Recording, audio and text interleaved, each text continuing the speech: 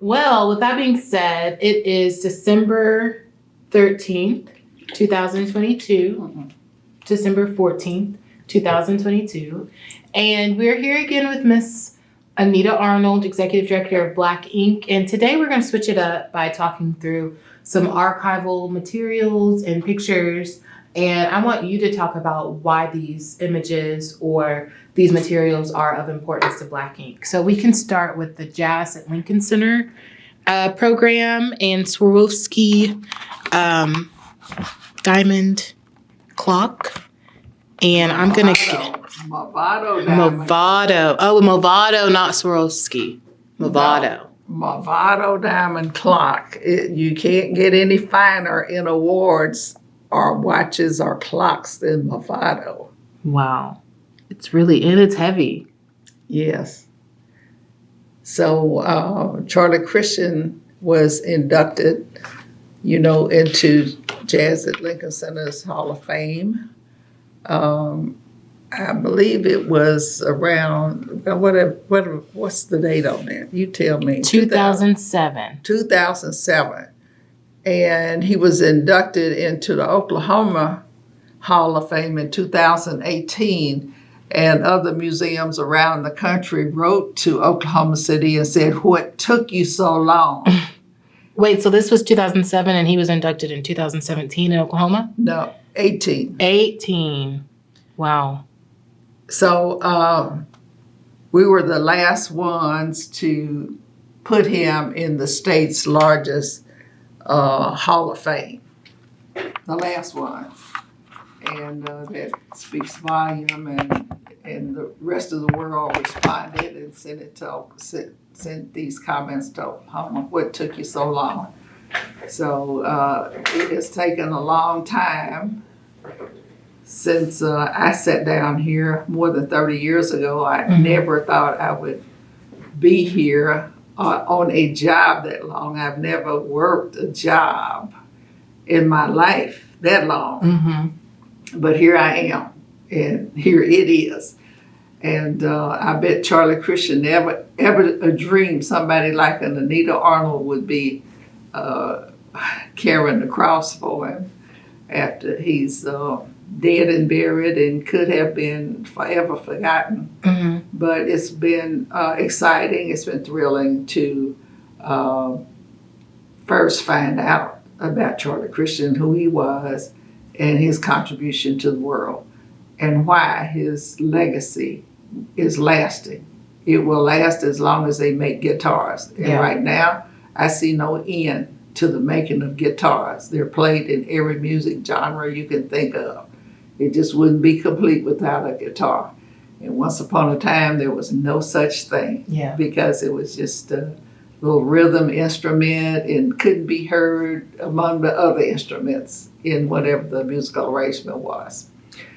So I've done a couple of interviews from folks who were a part of BLAC Inc. prior to you taking over BLAC Inc. And they talked about like this hyper focus on the theater and stuff like that. Mm-hmm. So then when you took over, it kind of transitioned a little bit to like Charlie Christian Music Festival and music and things like that. So why was music, and Charlie Christian specifically, so important of an endeavor for you to take on once you became in charge of BLAC Inc. or executive director of BLAC Inc.? Well, I was like the rest of the board members at that time. I didn't know who Charlie Christian was. So once I started research and I found out who he really was, I mean, that was something to celebrate and just really do a hallelujah dance on, So board members, I mean, the ones that you talk to, they didn't know either, just like I didn't know either. But Joe Louis Thompson, who was on the board at the time I got on the board, and that was after Al and Maddie that you spoke to. It was after they had gone through the heyday with BLAC Incorporated. So, but Joe Louis Thompson was a musician, and he knew who Charlie Christian was, and he was the one that suggested that we have a festival and name it after Charlie Christian. And since he was a fellow board member, because I was a board member at that time, we all just said, okay, he's a subject matter expert, if you will. So that's how that got started, in the first place. Mm-hmm. And then, the rest has been an amazing walk, because here you have someone who is known all over the world. Yeah. Despite the fact that he died at age 25 back in 1942, his contribution lives on forever and ever, as long as guitars are made. Right. And that's an enviable position to be in, to kind of be a keeper of the legacy, so to speak. Yeah. And I think we have more on that than anybody else. Now, to get back to your original question about the music and over theater and other productions that BLAC Incorporated was producing at that time. I came from corporate America, and so I was aware a little later on, just as I found out about Charlie Christian, that music is the one form of art that increases critical thinking skills. And that's very important. That study was done by IBM. At one point, IBM people could pass the entrance exam to get into IBM as an employee. And then all of a sudden, IBM noticed that a lot of people were failing this test they had been given forever.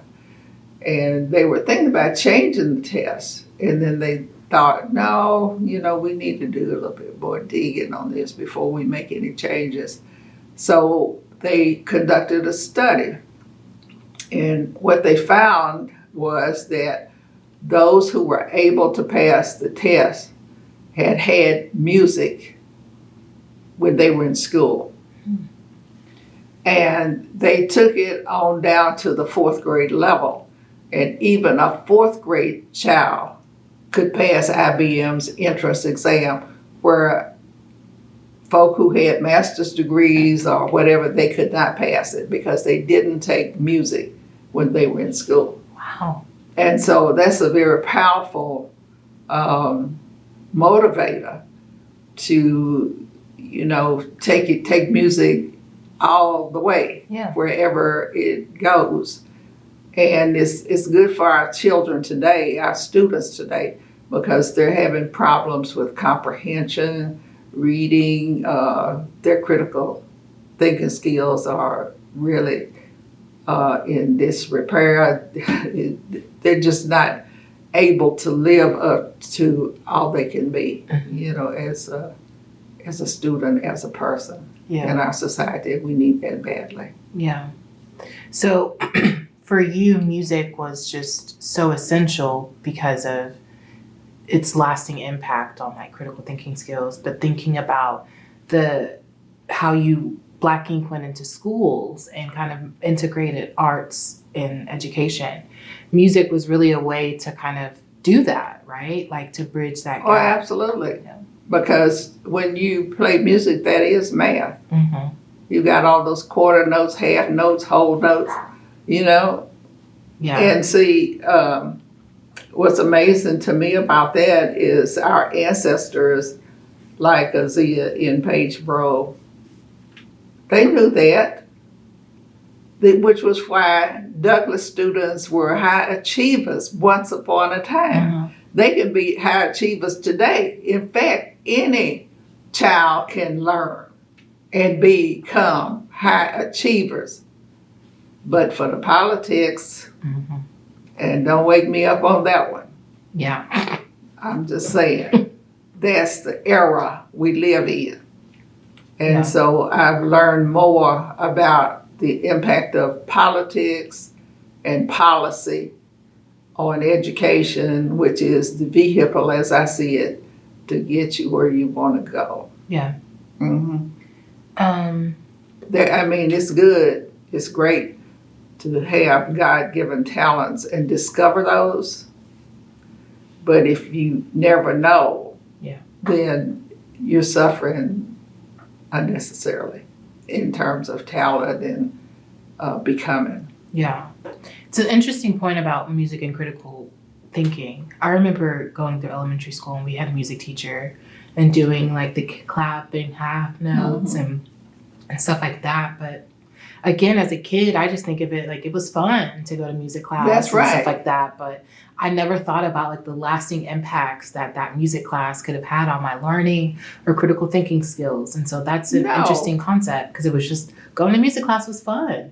The case studies are already out there. They're just not publicly known, and as often as I can speak on it, I will speak to it. Yeah. So, these case studies, they give you insights on what needs strengthening. Yeah. But the teachers from old knew that the arts were engaging and exciting, and it was the way. And as a matter of fact, we talk about arts integration and BLAC Incorporated bringing it here to Oklahoma City through the Kennedy Center Partners in Education. There were a couple of times when we were going through some activities with the teachers to teach them. And I said to the trainer, I've seen this before. This is not new. You think it's new. The public think it's new, but I've had it. I've seen it. I've had it. I experienced it in my high school days at Douglas High School. They didn't call it arts integration, but that certainly was what it was. Yeah.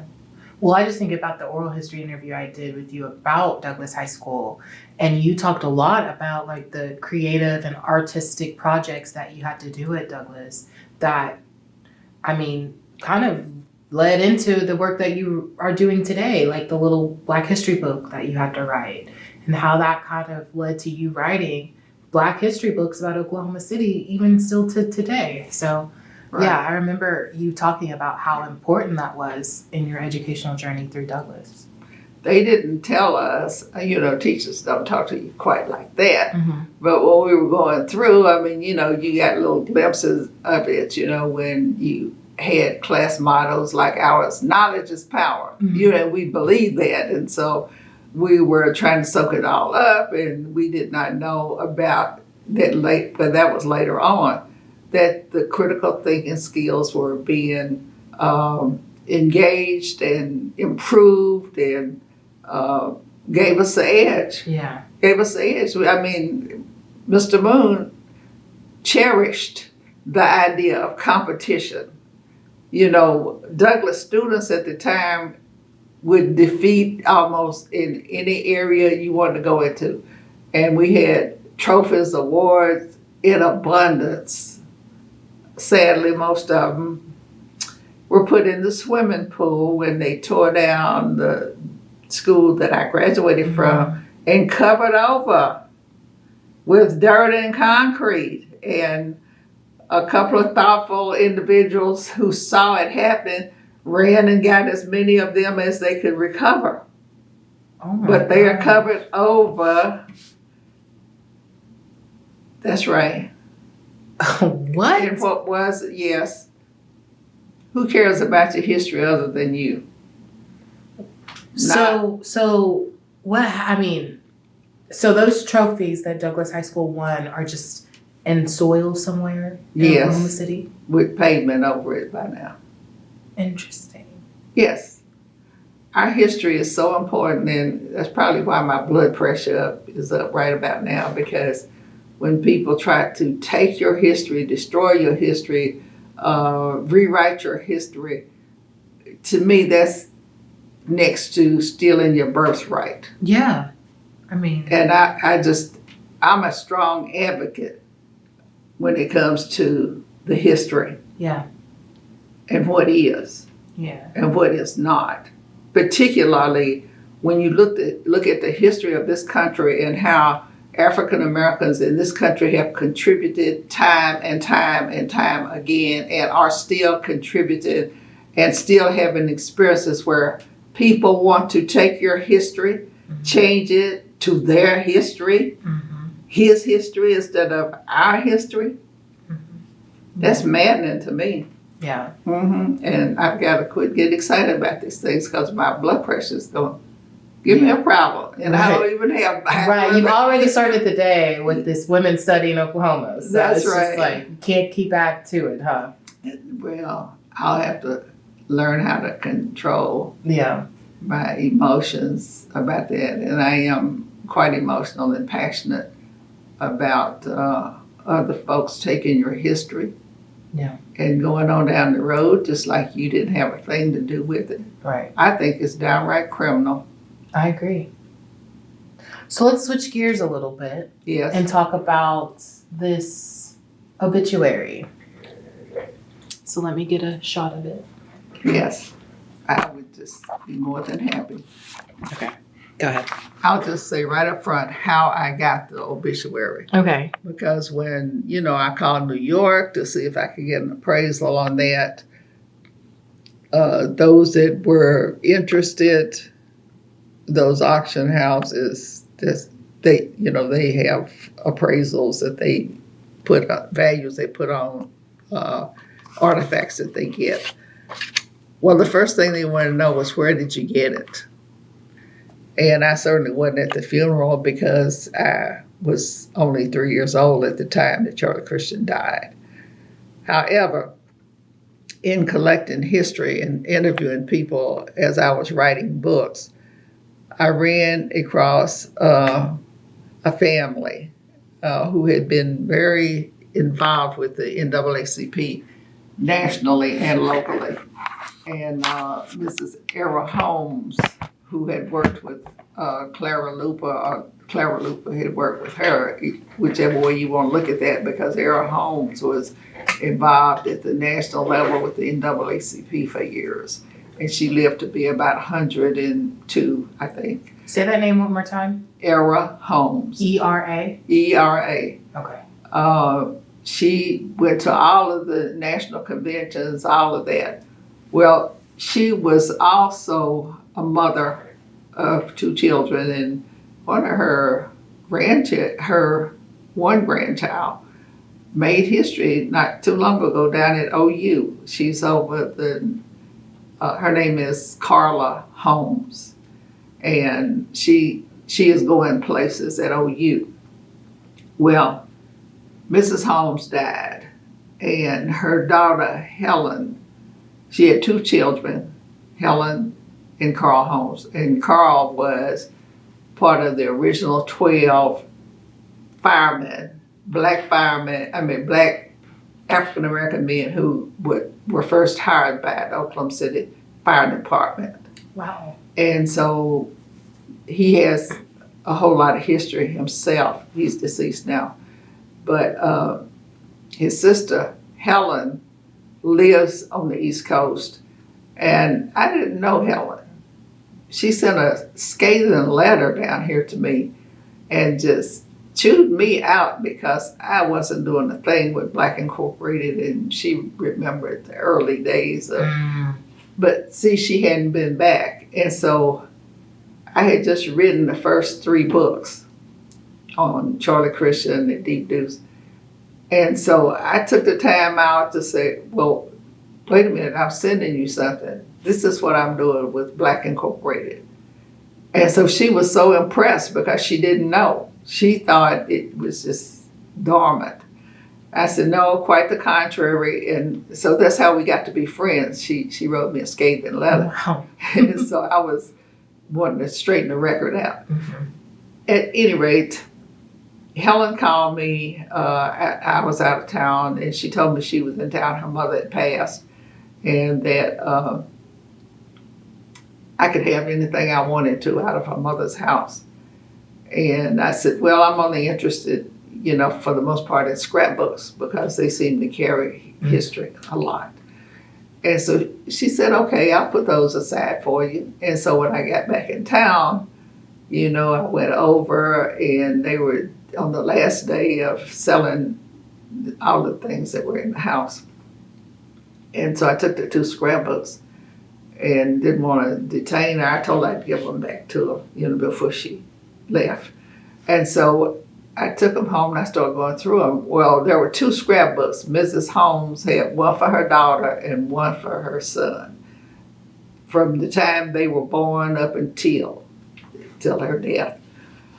And so in looking at Helen's scrapbook, there was this program, a Charlie Christian in there, funeral program. And I thought, this is valuable. I mean, she surely doesn't know it's in there. So I called Helen up and I said, the Charlie Christian's funeral program is in your book. I said, I'm pretty sure it's the only one anywhere. And so I said, you sure you don't want to keep that? And she said, girl, no, take that. I told you I went to Charlie Christian's funeral. I remember you told me this story. Yes, she and a girlfriend were going to ditch school to go to the service. Yeah. And her father told her she better not go. And they went anyway.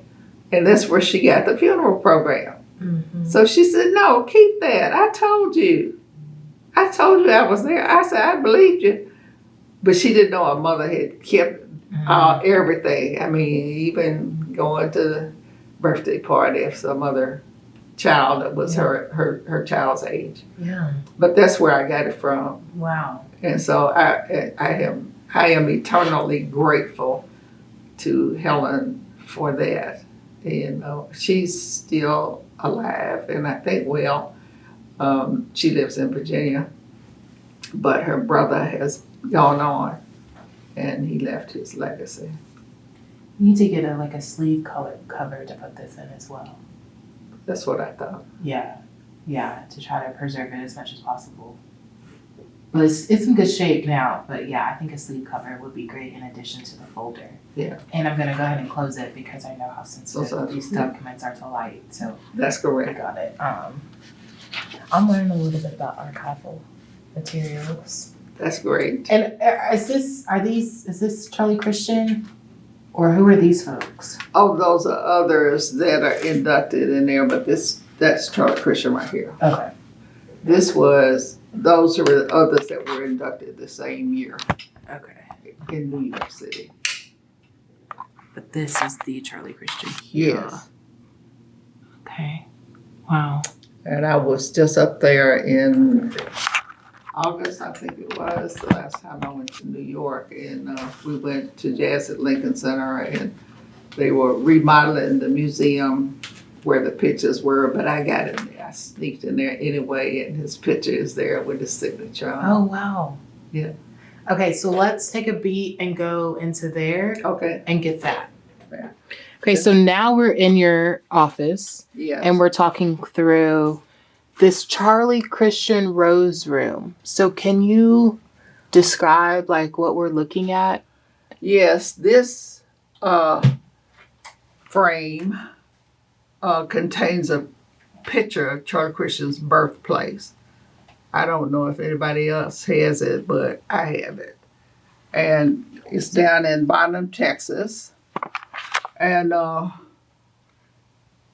there's a picture of Charlie Christian after he became famous with Benny Goodman.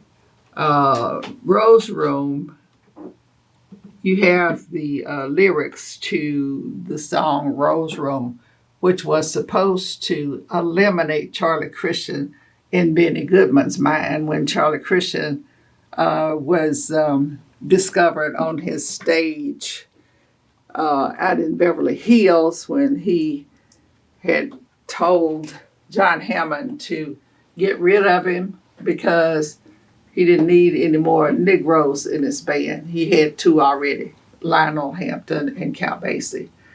And he didn't need a third one. He thought it would upset the patrons. So when Hammond sneaked him onto the bandstand during the dinner hour, and Benny Goodman came back and saw him there when he thought he was gone, he called Rose Room. And the rest is history, as they say. He tore that up. Goodman did not know that Charlie Christian cut his musical teeth on Rose Room. Wow. So Wow. God knows what God's doing. Yeah. That's amazing. And then I just want to get a shot of the Charlie Christian Film Festival over here. Yes. And I think I've got this before, but I wanted to get it again, especially with context of what we're talking about. But it's a lot of people here. So can you describe where this is in relation to Oklahoma City and what's happening in this picture? It is in Deep Deuce, the heart of Deep Deuce. Deep Deuce area now, all of that is considered Deep Deuce. But Deep Deuce was really the 300 block of Northeast 2nd Street. And this was at the heyday, at the very peak of the festival, prior to all of the removal of the buildings down there and all the condos and the buildings that you see on 2nd Street now. This was after they had torn down most of the buildings, but they had not rebuilt 2nd Street yet. So there are about 3 original buildings still on 2nd Street. Okay. Wow, and that's a lot of people here. I mean, it's going all the way back. Yes, I think if my memory serves me right, the Oklahoman had written an article, and in the article it was estimated that the attendance over a 3-day period was around 30,000. Wow. That's amazing. Yes. People had a good time. You see them dancing in the street. Mm-hmm. And yeah, I was like, I can see some arms up. Yeah, that's what they're doing. Yeah. Some of them are sitting over on some bleachers here, but those folk are moving it in the street, having a good time. And that's what they miss about the festival now. They don't quite know how to express it, but when they say, oh, the festival's just not the same. Yeah. I remember when. And so that's their memory. Yeah. That's what they experienced. That's what they saw and did. And it's gone now. And so I would love to recreate it and reenact it, so to speak. And maybe we will, because we're about to, but not on 2nd Street, not in, the street like that, but we're about to have the festival next year out at OOHRP, Oklahoma City Community College. Okay. And they have facilities for the festival Wow. and that sort of thing. And it will be free parking, and people will love that. Yeah. And so we're looking for the next level of the festival in this era. Okay. Wow. All right, so let's talk through this image here, the Oklahoma Gazette. Yes. Meet Black ink. So what's happening in this news article? This is the caption says the most powerful arts group you didn't know existed. And that's been part of our story, because of external factors that we really didn't have time to address because we were so busy doing. This is about the arts integration program that I was telling you about. When we proved it in here in Oklahoma City at Wilson's Arts Integration School now, you see images where the kids are, those are not poses. Those children are genuinely excited to learn because the arts are engaging. And you can teach any subject in the curriculum using the arts, integrating it into the lessons. Wow. That's amazing. So, yeah. Is there anything else you'd like to say about that? Well, I'll say the most powerful arts group you didn't know existed. I can relate to that because I knew a little bit about Black Ink prior to this project because I interviewed you previously. Yes. But even interviewing like Al Bostic and Maddie Butler and learning about Black Ink and the community arts that was happening in the city, like in the 60s and 70s. That's correct. I'm just like blown away at that. And I had no idea that existed here in Oklahoma. And like Al mentioned bringing in Eartha Kitt and Lena Horne. Right. And I guess I'm still just learning so much about Oklahoma and the arts in Oklahoma, because learning about Charlie Christian and then the music festival and stuff like that. Like there's still so much I'm learning about this arts organization. Oklahoma is rich in talent, particularly African American history. I think we have one of the most powerful histories of any city or state in the Union, even though women are the worst, according to studies, worse off in Oklahoma than any other state. I'm not proud of it. I came back here, I thought that I was going to help my state out. I did not know it would suck the marrow out of my bones, but I just said it. Okay. That's in the vernacular. Well, and yeah, I think the theme, like you've been saying, is just unnecessarily difficult. It is. And it's proven by the OSU study. Spears School of Business published it themselves. That's right. Oof.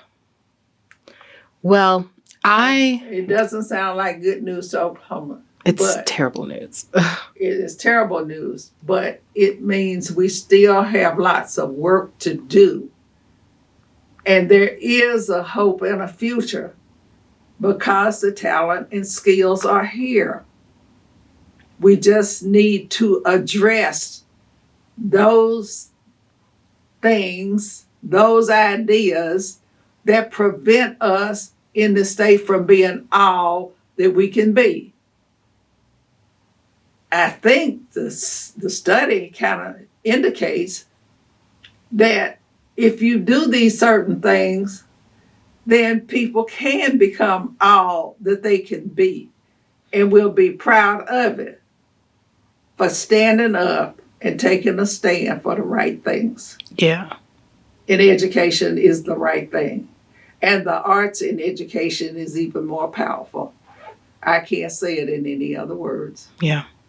Well, and I think on that note, we can wrap up this oral history series that we have been doing with you, Ms. Arnold, and Black Ink.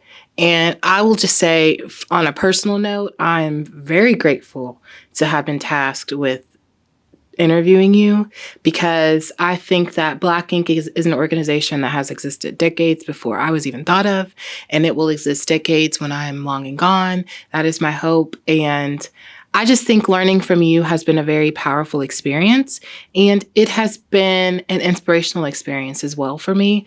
And so I am just indebted to you and eternally grateful that you've taken time out of these last weeks, 16 weeks, to sit down and talk with me and for me to better get to know you and this organization. And I think that there's so much more work to do. And so I look forward to this partnership moving forward. But thank you, Ms. Arnold, not only for taking time to talk to me, but just for the work that you are doing in this state with arts and education. And despite what that study says, you are doing it, and you are making a difference, and you are helping the city. So thank you so much. It's my pleasure, I think.